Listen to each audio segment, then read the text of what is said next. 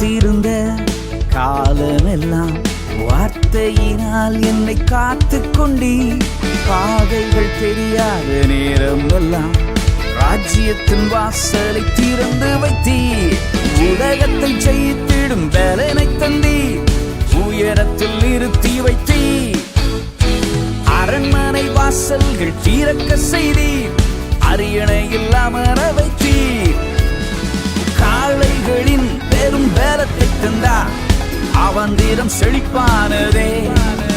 ஓ, காளைகளின் வலிமை தந்தார், வெட்டாந்தரை பயலானதே.